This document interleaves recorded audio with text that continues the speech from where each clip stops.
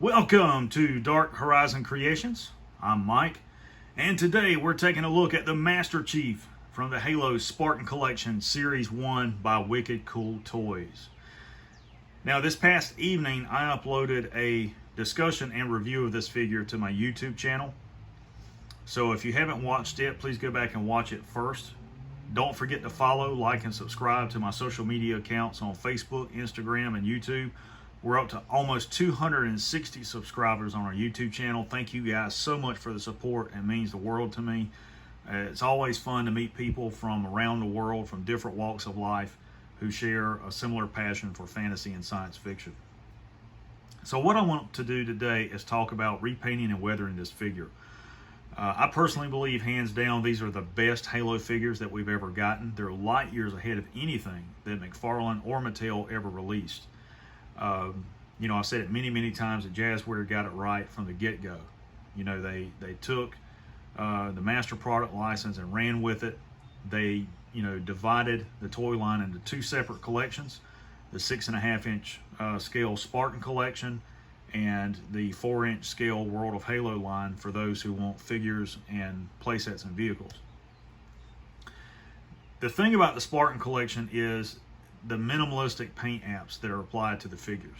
You see some figures like the one in the background, the Spartan Mark V, that has a two-tone finish to his armor, which is really neat. And I think that's probably one of the more sought-after figures from Series 2. But from Series 1, looking at the Master Chief, it's just a very bland paint app. There's a few dents and scratches that they've painted in, a blast mark on his chest armor, metallic wear that they've put in a few places. But other than that, there's really no paint apps to the figure. The armor is just a really light green, and to make it realistic, it should be more of this color, like an olive drab green. And many militaries around the world have different shades of olive green that they use in their camo patterns.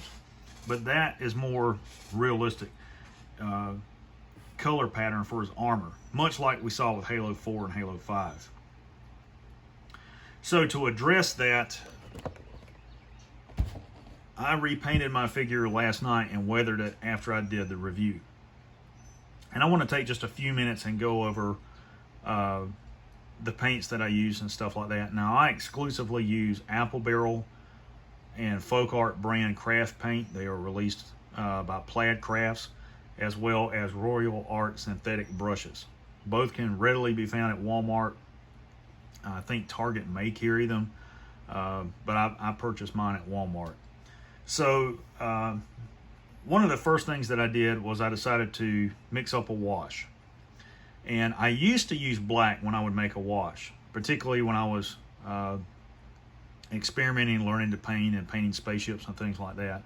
And I found out that black's just not a natural color. It's not something that you're going to see in the weathering process with dirt and grime and things like that. What you're going to find in nature is more of the grays and the browns. So what I did was I used this Apple Barrel Pavement Gray. And I use this on literally every project, whether it's for a primer and base coat, a primary coat, a top coat, trim, changing the colors on things. I almost always use this color. Really great color, dark gray. And I mixed up a wash with it, and I applied 5 or 6 coats of that wash to the figure. And then I went back and dry brushed some of that on to really give him a dirty, beat up look. And in that process, what it did was it toned down that green. And I really like the way that turned out. I think it's great. 343 Industry says that Halo Infinite is going to be Master Chief's greatest challenge yet. Well, he should look like it. On the pads on his glove, I use this marsh green, okay, to paint the finger pads on these hard knuckle gloves, as well as the inside grip and the knife edge. I use that, okay.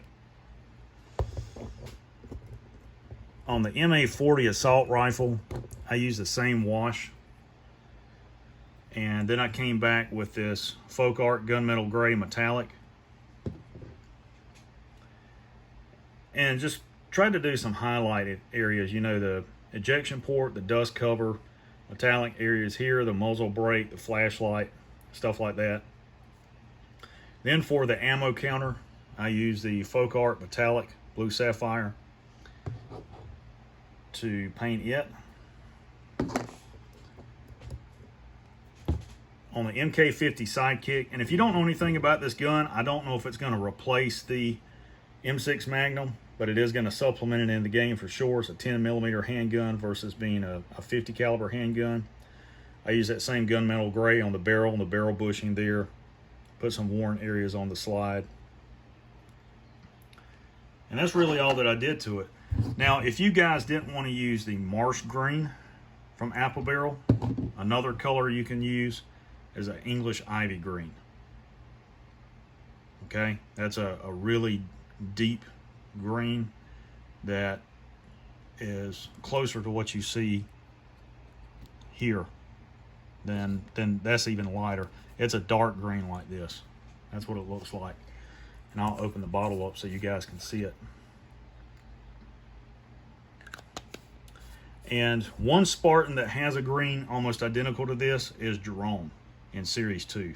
His armor is almost this color.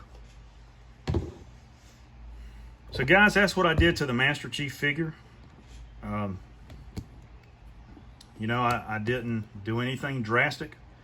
I just, you know, wanted to weather the figure and make him look realistic. And, you know, I wanted to give him some detail and bring out the panel lines there. And I think I achieved what I was going for. And I'll probably, you know, do all the Spartans in the Spartan collection once I review them. But if you guys have any questions or comments, feel free to leave them below the video. You can also email me directly at darkhorizoncreations@gmail.com. Thanks for watching the video. Stay tuned. There's more to come.